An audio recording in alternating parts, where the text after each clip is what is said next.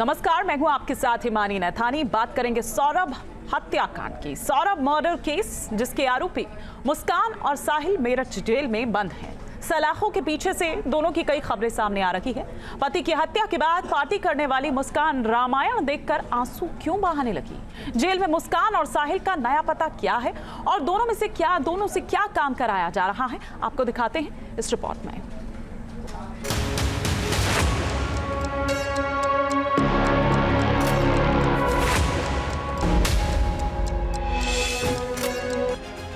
पति का बेरहमी से कत्ल,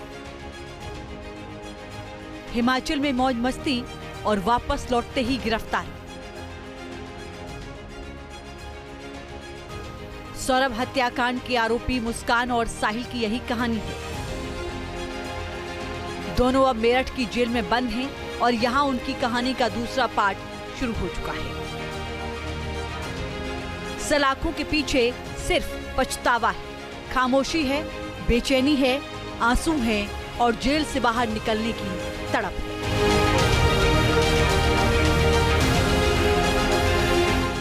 इसीलिए मुस्कान और उसका आशिक साहिल प्रायश्चित के लिए अब जेल में रामायण पढ़ रहे हैं और ये रामायण उन्हें टीवी के राम से मिली है। अरुण गोविल अब मेरठ से सांसद हैं, लेकिन उनकी पहचान टेलीविजन सीरियल रामायण के राम से ही है। अरुण गोविल मेरठ के ही रहने वाले हैं और अब सांसद हैं। मेरठ जेल के दौरे में उनकी मुलाकात मुस्कान और साहिल से हुई। अरुण गोविल खुद मेरठ जेल पहुंचे थे। यहां उन्होंने कई कैदियों को रामायण भेंट की। अरुण गोविल के मुताबिक मुस्कान और साहिल ने भी खुद ही रामायण मांगी। इस दौरान मुस्कान की आंखों से आंसू निकल गए। तो हमने रामायण भेंट की, उन्होंने बहुत आदर से, श्रद्धा से रामायण जो है वो ग्रहण की। दोनों को।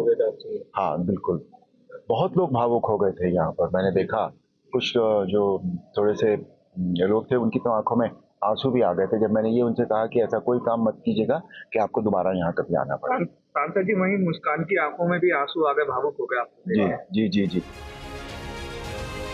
रामायण हाथ में लेते ही मुस्कान की आंखों में आए आंसू बता रहे हैं कि शायद उसे अब अपने किए पर अफसोस हो रहा होगा।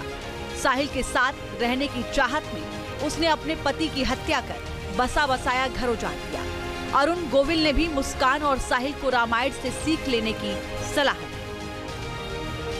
मैंने उनको, सब लोगों को यही कहा कि रामायण पढ़िए, इससे बहुत कुछ सीखने को मिलता है। हमें समझ में आता है कि जीवन हमें कैसे जीना चाहिए, अपने लोगों के साथ, समाज के लोगों के साथ कैसे हमें जीवन जीना चाहिए। रामायण हमें यही सिखाती है। मुस्कान अब भले ही पछता रही है, लेकिन इसकी जिम्मेदार वो खुद है। 3 मार्च की रात कमरे में सौरभ के साथ कैसे हैवानियत की गई, इससे जुड़े कई चौंकाने वाले खुलासे और फॉरेंसिक टीम की जांच में भी हुए हैं।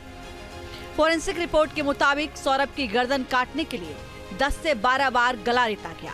हाथ काटने के लिए कई वार किए गए। इसी वजह से खून कमरे में चारों तरफ फैल गया।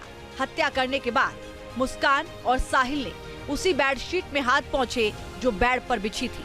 फॉरेंसिक टीम को कमरे से बाथरूम तक करीब 25 जगह पर खून के निशान मिले हैं। इनमें बेडशीट, फर्श, कमरे, बाथरूम की दीवारें, बेड की साइड की लकड़ियां और चाकू शामिल हैं।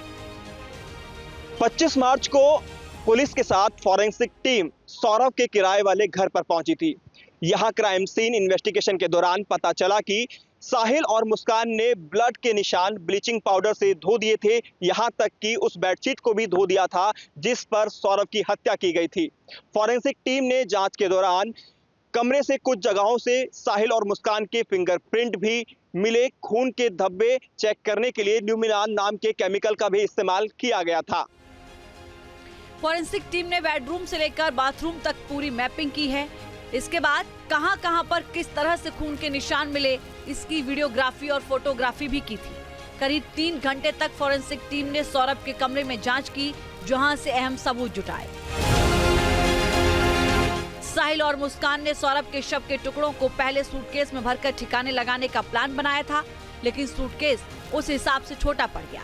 इसीलिए शव को अगले दिन ड्रम में रखकर सील किया गया। पुलिस का दावा है कि सौरभ मर्डर केस में वो कई अहम सबूत जुटा चुकी है और अब फॉरेंसिक टीम की रिपोर्ट में जो खुलासे हुए हैं उससे भी चार्जशीट बनाने में काफी मदद मिलेगी। वहीं फॉरेंसिक टीम ने साइबर टीम के साथ मिलकर मुस्कान और साहिल के मोबाइल से अहम सुराग कलेक्ट किए हैं। साथ ही दोनों के मोबाइल का डाटा रिकवर करने के लिए फॉरेंसिक लैब निवाड़ी भेजा गया है। स्नैपचैट पर दोनों की बातचीत को भी फॉरेंसिक टीम ने जांच का हिस्सा बनाया है। सौरभ की हत्या 3 मार्च को की गई थी। 18 मार्च को वारदात का खुलासा हुआ, जिसके बाद पुलिस ने आरोपी मुस्कान और साहिल दोनों को गिरफ्तार कर लिया। फिलहाल दोनों मेरठ की जेल में बंद हैं। 10 दिन बाद दोनों को दूसरे बंदियों के साथ सामान्य बैरक में शिफ्ट कर दिया गया है।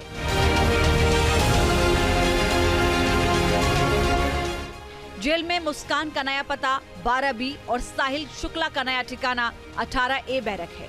मुस्कान की इच्छा के मुताबिक उसे सिलाई कढ़ाई की ट्रेनिंग दी जाएगी, जबकि साहिल शुक्ला जेल में सब्जियां उगाएगा। यहाँ पर कई तरह के सेंटर चलते हैं, जैसे सिलाई कढ़ाई सेंटर है, फुटबॉल मेकिंग सेंटर है, कपड़े बनते हैं, फैक्ट्री है, लकड़ी की भी चीजें बनती हैं, कई चीजें बनती हैं।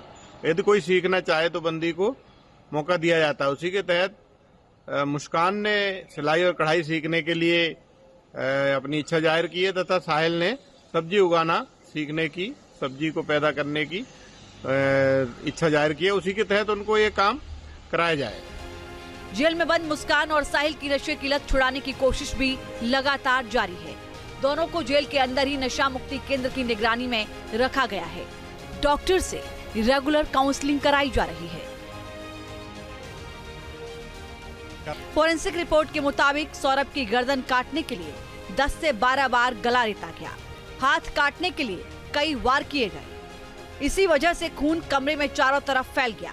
हत्या करने के बाद मुस्कान और साहिल ने उसी बेडशीट में हाथ पहुंचे जो बेड पर बिछी थी। फोरेंसिक टीम को कमरे से बाथरूम तक करीब 25 जगह पर खून के निशान मिले हैं। इनमें बेडशीट, फर्श, कमरे, बाथरूम की दीवारें, बेड की साइड की लकड़ियां और चाकू शामिल हैं।